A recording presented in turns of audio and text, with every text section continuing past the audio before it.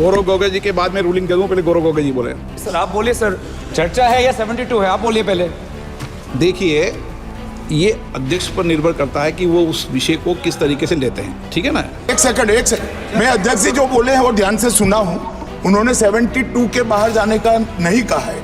उन्होंने कहा कि माननीय सदस्य मनीष तिवारी ने 72 का हवाला देकर जो विचार व्यक्त किए हैं और जो विरोध किया है, इस पर सदन का कोई भी सदस्य अपने विचार रख सकता है। अब कांग्रेस पार्टी में विचार रख सकता है मतलब विरोध ही करना है, मगर विचार व्यक्त कर सकते हैं इसका मतलब होता है पक्ष में भी बोल सकते हैं। आदरणीय गृह मंत्री को मैं यही कहना चाहूंगा कि अगर कोई पार्टी इसका समर्थन करना भी चाहे तो भी वो समर्थन 72 पे ही रह सकता है, जनरल वो चर्चा पे नहीं ला सकती समर्थन के लिए। ये दोनों कानून संविधान और नागरिकों के वोट देने के जो उनकी संवैधानिक अधिकार है उस पर आक्रमण है और इसका हम पुरजोर विरोध करते हैं। ये एक गैर संवैधानिक इन्होंने एक ढांचा बनाया है। ये पहली बार ये एक ऐसा कानून लाए हैं कि राष्ट्रपति अब चुनाव आयोग के भी रिकमेंडेशन पर एक निर्णय ले सकते हैं। ये पूरी तरीके से इसका विरोध करते हैं। गौरव गोगोई जी के बाद में रूलिंग दे दूं, पहले गौरव गोगोई जी बोले। सर आप बोलिए सर, चर्चा है या 72 है, आप बोलिए पहले। देखिए, ये अध्यक्ष पर निर्भर करता है कि वो उस विषय को किस तरीके से लेते हैं, ठीक है ना। नियम 72 नियम उपनियम 1 पहला परंतु वर्णित किया जाता करता है कि यदि विधेयक पूर्व स्थापन का विरोध इस आधार पर किया जाता है कि विधेयक की विषय वस्तु इस सभा की विधायन क्षमता से परे है। अब सबसे पहले वक्ता माननीय मनीष तिवारी जी ने ये विषय रखा और वक्ताओं ने भी रखा ये विधायन क्षमता से परे है, और इसीलिए जब ये विषय रखा तो मैंने इस विषय को कहा तो विधायक तो अध्यक्ष अन्य सदस्यों को विधेयक के बंदों पर अपने मत रखने की अनुमति प्रदान की जा सकती, इस तहत किया जाए। हाँ, आप गौरव गोगोई जी के बाहर जा सकते हैं, मतलब धन्यवाद सर। ये लेकिन हाँ भी जा सकते हैं, वही तो पूछ रहे। एक सेकंड मैं अध्यक्ष जी जो बोले हैं वो ध्यान से सुना हूं। उन्होंने 72 के बाहर जाने का नहीं कहा है। उन्होंने कहा कि माननीय सदस्य मनीष तिवारी ने 72 का हवाला देकर जो विचार व्यक्त किए हैं और जो विरोध किया है, इस पर सदन का कोई भी सदस्य अपने विचार रख सकता है। अब कांग्रेस पार्टी में विचार रख सकता है मतलब विरोध ही करना है, मगर विचार व्यक्त कर सकते हैं इसका मतलब होता है पक्ष में भी बोल सकते हैं। नहीं, मैं आदरणीय गृह मंत्री को मैं यही कहना चाहूंगा कि अगर कोई पार्टी इसका समर्थन करना भी चाहे तो भी वो समर्थन 72 पे ही रह सकता है, जनरल वो चर्चा पे नहीं ला सकती समर्थन के लिए।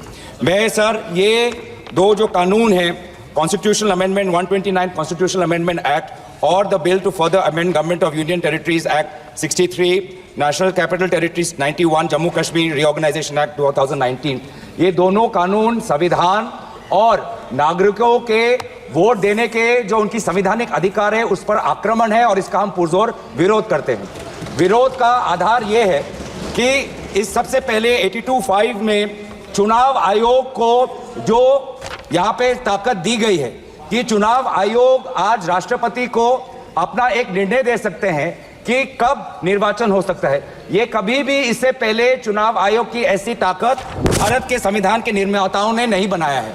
चुनाव आयोग की क्या सीमाएं हैं वो आर्टिकल 324 में है, जहां पर इलेक्शन कमीशन को बस कैसे सुपरवाइज करना चाहिए, कंट्रोल करना चाहिए, इलेक्शन रोल कैसे बनाना चाहिए, वहीं तक ही चुनाव आयोग की क्षमताओं का सीमा बनाया है। लेकिन इस संविधान ने चुनाव आयोग को असंवैधानिक गैर कानूनी ताकत दी है। राष्ट्रपति अगर कोई परामर्श लेते हैं तो सिर्फ काउंसिल ऑफ मिनिस्टर से परामर्श लेते हैं, वो कभी भी वो चुनाव आयोग से परामर्श नहीं लेते हैं। ये एक गैर संवैधानिक इन्होंने एक ढांचा बनाया है।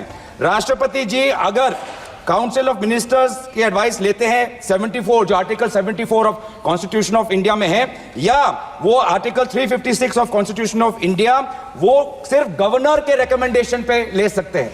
356 गवर्नर के रिकमेंडेशन पे या 74 के अनुसार काउंसिल ऑफ मिनिस्टर्स के रिकमेंडेशन में।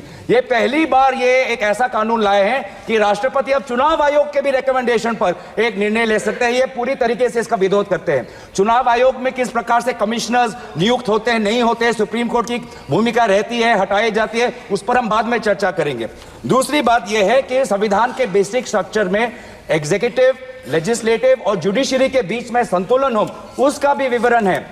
आज इस बिल के द्वारा आदरणीय राष्ट्रपति जी को ज्यादा शक्ति दिया गया है कि वो अपने सुपरिंटेंडेंट से एक नए 82A के द्वारा अब वो विधानसभाओं को भंग कर सकती है। ये एक्सेसिव पावर इस बिल में चुनाव आयोग को भी दिया गया है और राष्ट्रपति जी को भी दिया गया है। और यहाँ पे जो मुद्दा उठाया है कि चुनाव आयोग का ये जो खर्च है कम करना चाहते हैं, चुनाव आयोग के खुद उन्होंने कबूल किया है कि 2014 की चुनाव आयोग में कितना पैसा खर्च हुआ, लगभग 3700 करोड़। ये 3700 करोड़ के लिए ऐसा एक गैर संवैधानिक कानून ये लाए हैं, ये पूरी तरीके से ये तथ्य के खिलाफ है।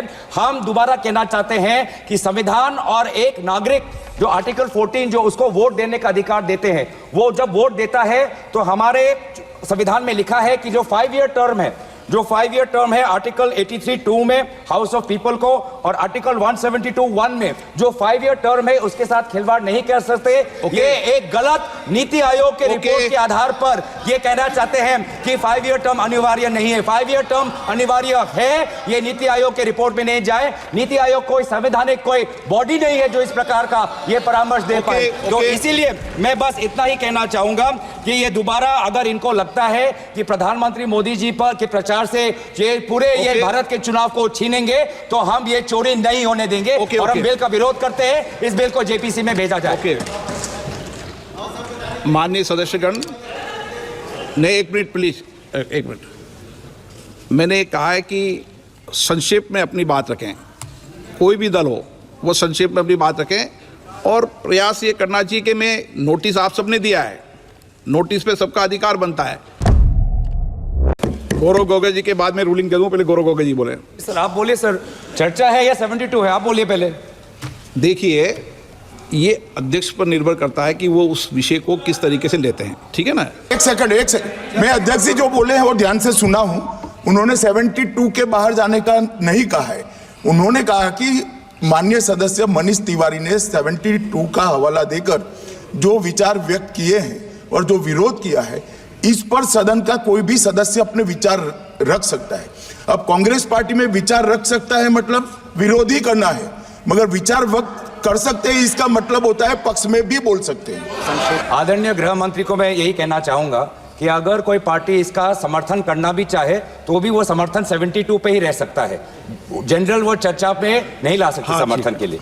ये दोनों कानून संविधान और नागरिकों के वोट देने के जो उनकी संवैधानिक अधिकार है उस पर आक्रमण है और इसका हम पुरजोर विरोध करते हैं। ये एक गैर संवैधानिक इन्होंने एक ढांचा बनाया है। ये पहली बार ये एक ऐसा कानून लाए हैं कि राष्ट्रपति अब चुनाव आयोग के भी रिकमेंडेशन पर एक निर्णय ले सकते हैं। ये पूरी तरीके से इसका विरोध करते हैं।